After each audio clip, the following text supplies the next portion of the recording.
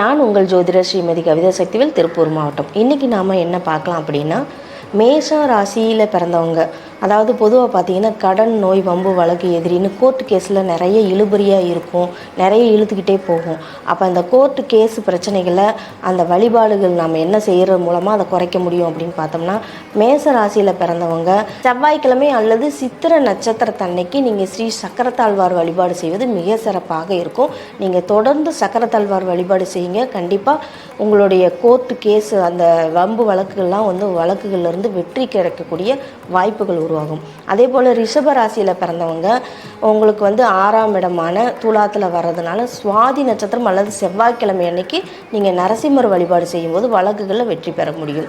இதை நீங்கள் தொடர்ந்து இந்த செவ்வாய்க்கிழமை மேசராசி, ரிஷபராசி அல்லது மேசம் ரிஷபம் லக்னத்தில் பிறந்தாலும் நீங்கள் இதை தொடர்ந்து வழிபாடு செஞ்சுக்கிட்டே வாங்க. கண்டிப்பாக உங்களுக்கு வழக்குகளில் வெற்றி கிடைக்கும். நன்றி.